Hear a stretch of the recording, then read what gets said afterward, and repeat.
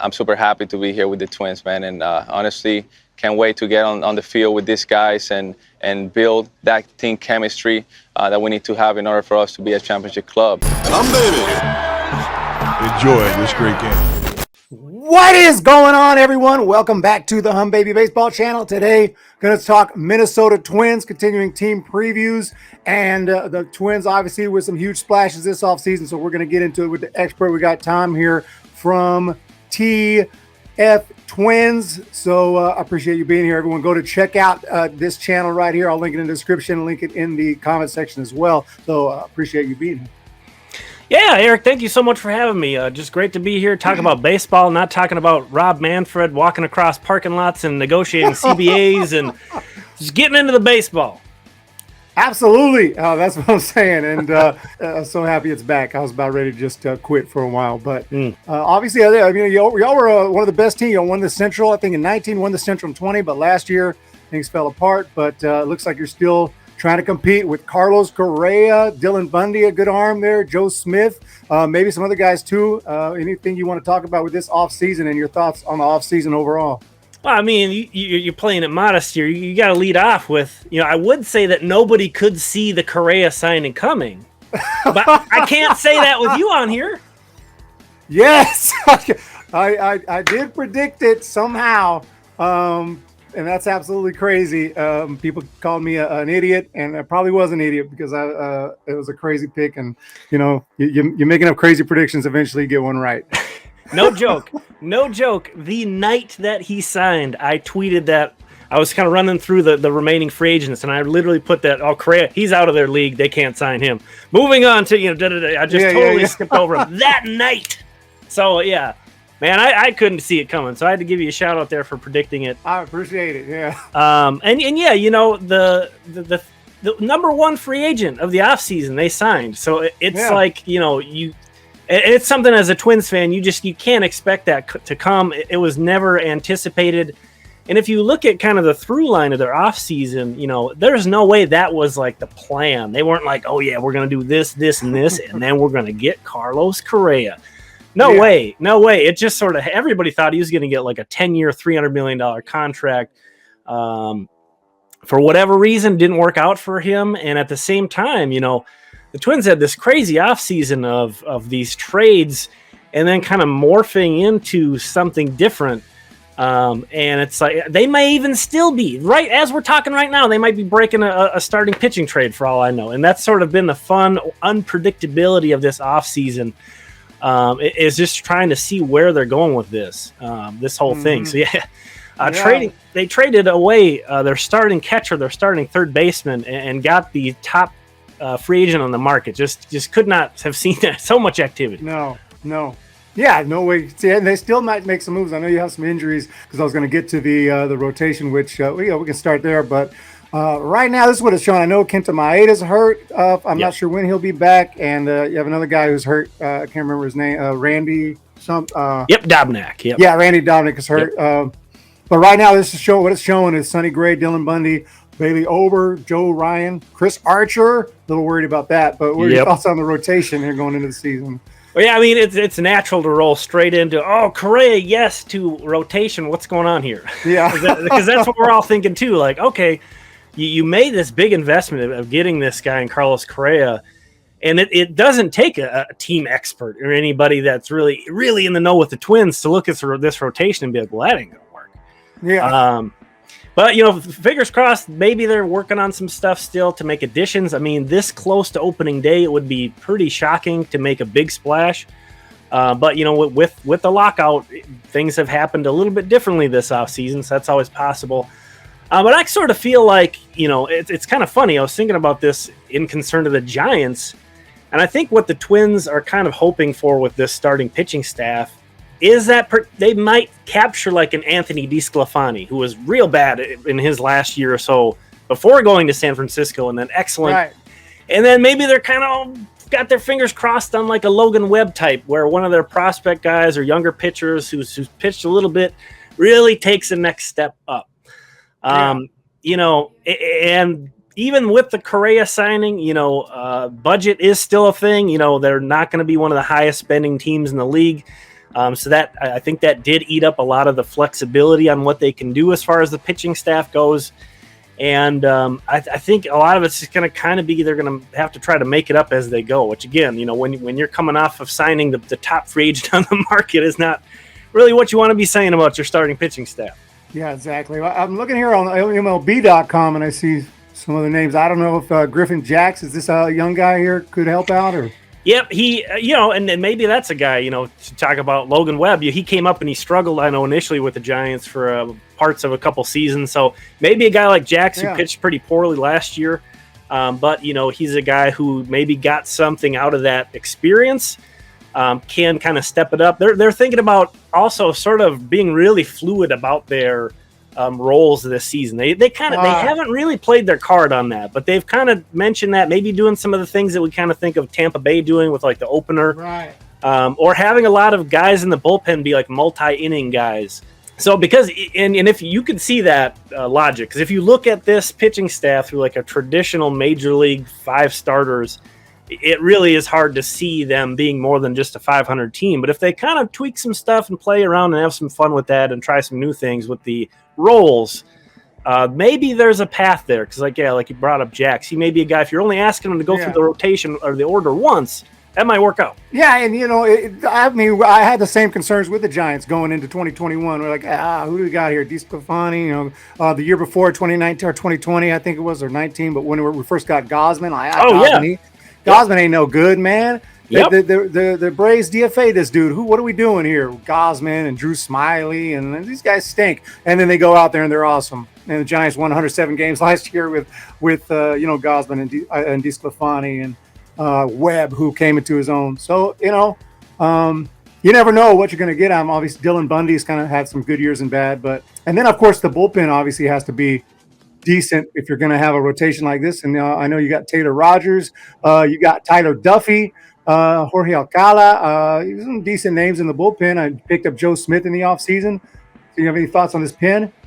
Yeah, I think, Taylor Rogers, obviously the marquee guy. Tyler Duffy's been a really solid contributor. I think he's a little bit underrated because he's not like a really lights out type of setup guy. But Jori Alcala really came into his own in the second half last year. He was by most metrics one of the best relievers in baseball in the second half last year.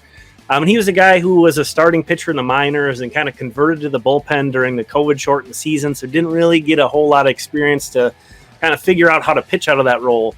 It really seemed to click for him in the second half last year. So he's sort of the guy I'm looking to sort of lift this bullpen.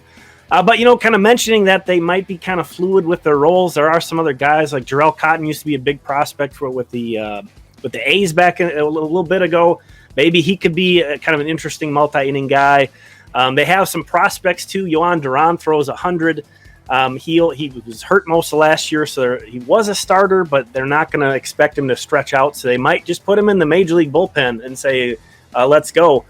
Drew Stratman is a guy that they got in the Nelson Cruz trade last year, along with Joe Ryan, who also is kind of a high 90s guy who might end up in their bullpen. Probably not opening day, but eventually. So it's kind of that same thing you could say about the starting rotation. They're going to ask Rocco Baldelli, the manager. He's got a big task on his hand to try to figure out the right buttons to push, the right roles to put guys in. I don't envy what he's going to have to try to figure out with this pitching staff. It is not going to be easy.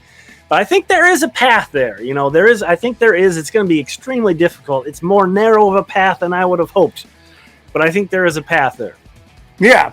I mean, he's done a great job. Talk about your manager. Obviously, like I said, you guys won the division 2 straight years. So last year, I think y'all had just tons of injury issues, if I remember right. Is that what happened? It was a lot of injuries. And then I was going to say kind of one of the things that doesn't hold up when we're talking about kind of comparing the Twins and the Giants is the Giants have now kind of established themselves as a destination for pitchers to go and kind of rehabilitate their careers. And kind of last year, the opposite thing happened with the Twins, where Jay Happ had been pitching pretty good. Not a top of the rotation guy, but he'd been pretty solid. Matt Shoemaker had been solid when healthy, and they both just completely fell apart last year. So they kind of have had the opposite effect going on. So it gets a little difficult to get real optimistic about like a Dylan Bundy kind of clicking when that's been their history. But I think that's what they have. That's what they're hoping for. with the best case scenario. Yeah.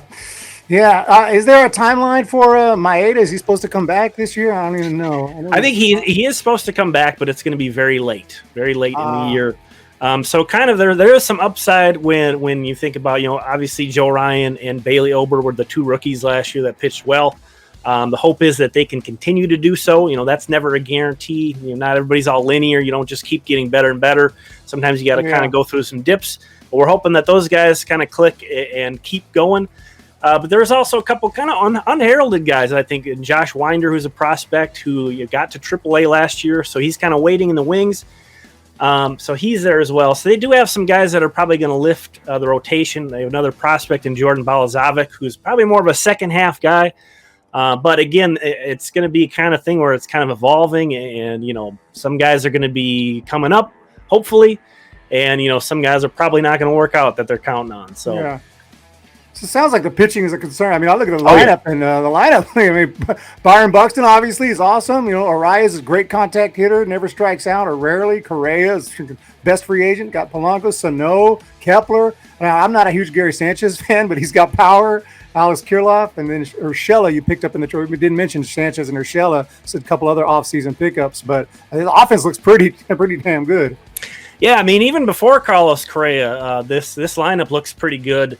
And putting him in there, such a great presence on the field defensively in this lineup.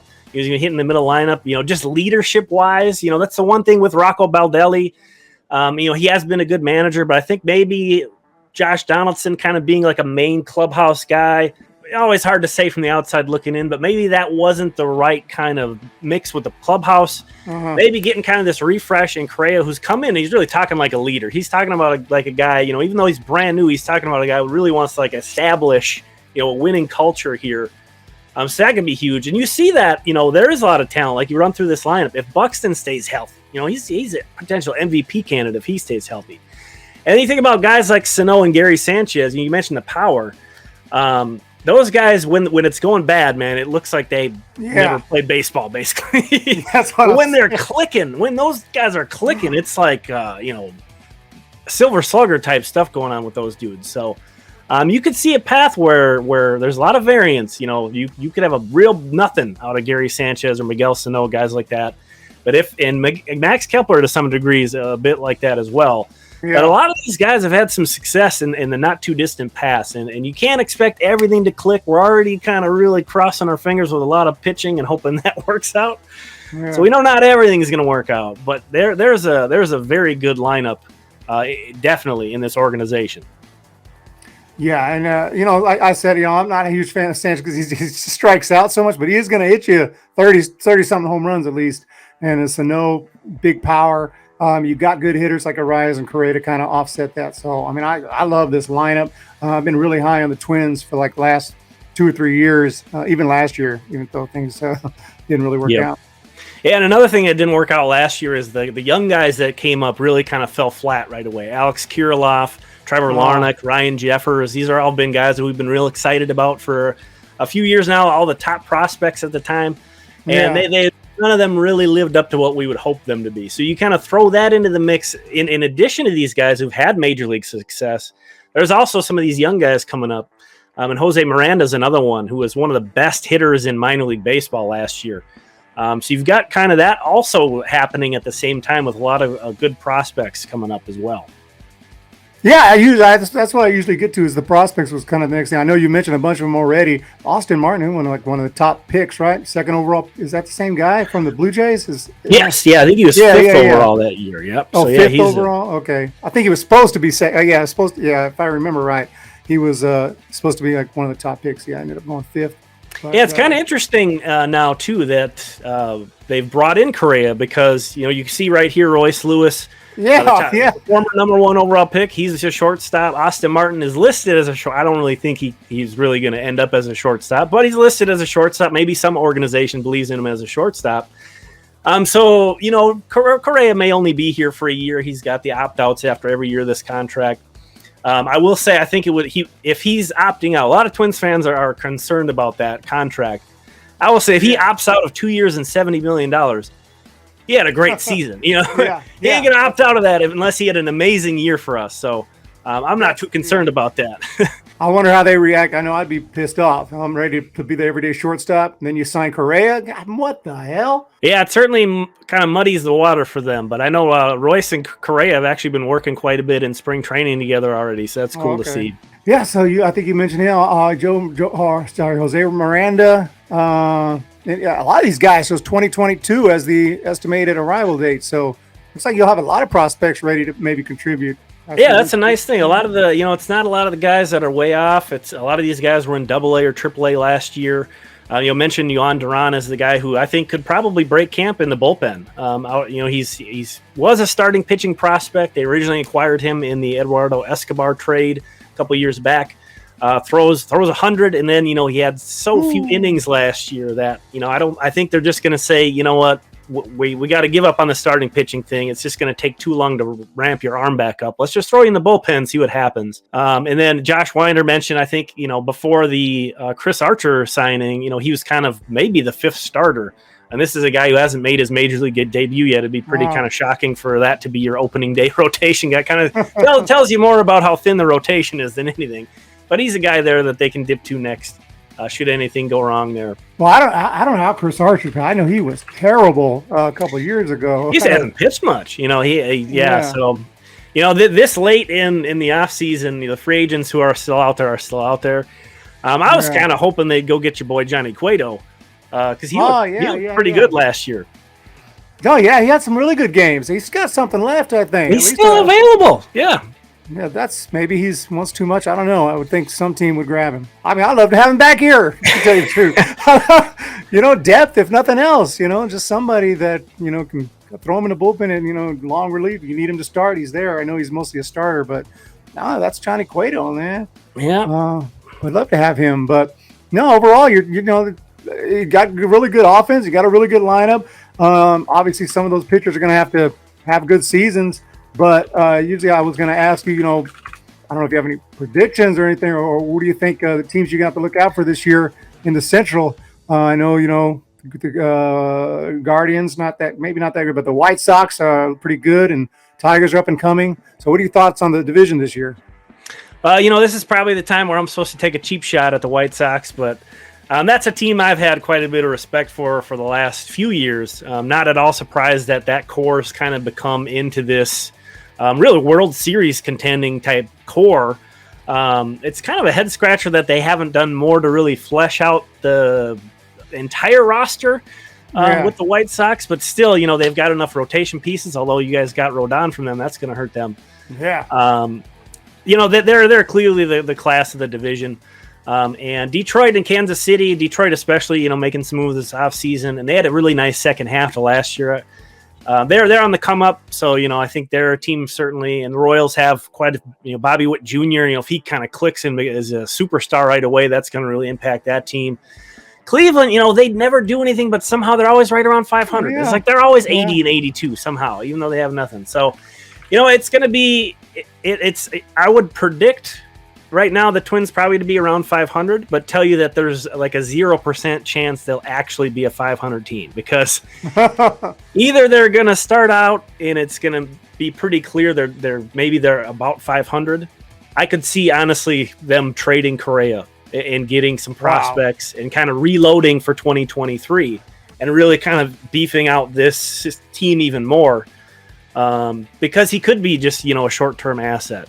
Since he has the opt-out after this year, they might think, if things don't really... Again, last year, nobody expected the Twins to lose 89 games last year. It's got off to a horrible start, and all of their kind of backup plans either got hurt or didn't work out. So I'm just saying, if something like that were to happen again, they'll be much worse than a 500 team. On the flip side, if things kind of get off to a nice start, if things aren't really working that well for Chicago... and it's looking like there is a path to the division, they might go the opposite way and trade a Royce Lewis or an Austin Martin for a big pitching upgrade or, do things like that to kind of push more chips in for this year. So this front office really prioritizes flexibility. I think we saw that through the entire offseason.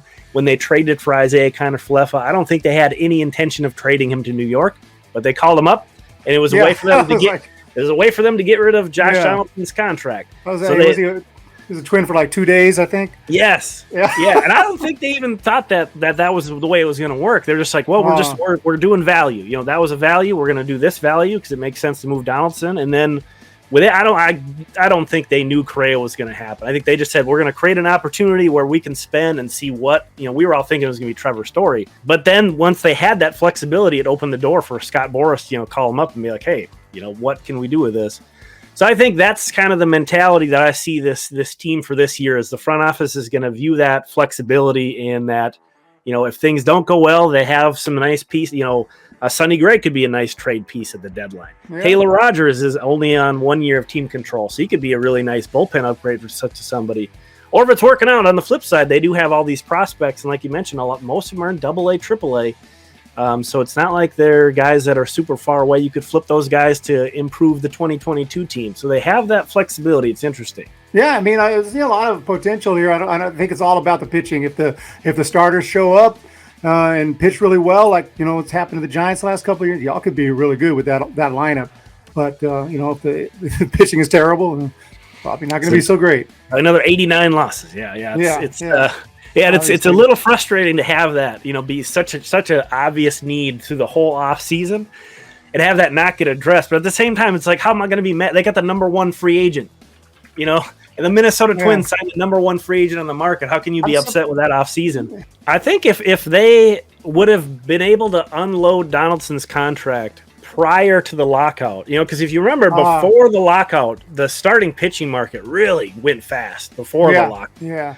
I mean, it was mostly position players that hadn't been signed yet after the lockout. And I think they kind of got caught off guard by that a little bit because they like to do their moves later in the offseason. And then, you know, they had that Donaldson contract, which was eating a little bit more of the money. So they were probably kind of being a little stingier on the free agent market than they would have had they known for sure they were going to unload Donaldson. So, you know, I think looking back on how things worked out, they probably would have been a bit more aggressive earlier on. But again, I don't know. They might really just like these young guys because, like I said, I don't really get why, with the state of things, why you wouldn't get Johnny Cueto. Not that Johnny Cueto's like an all-star anymore, right? But you're talking about Chris Archer as your fifth starter. So, you know.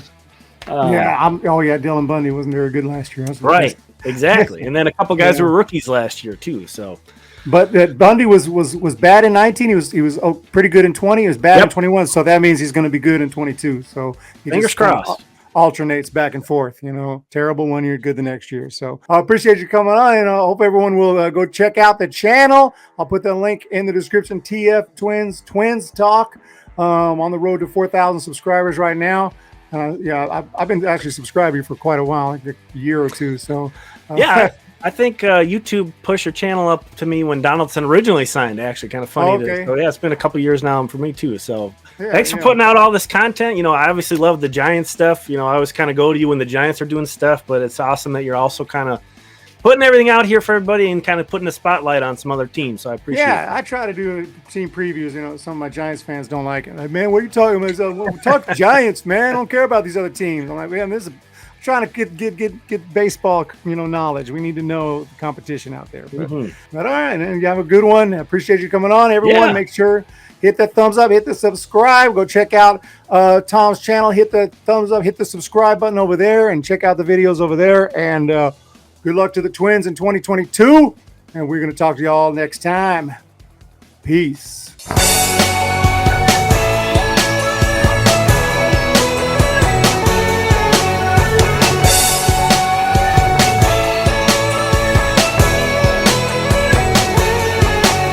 Control, straight to the hole.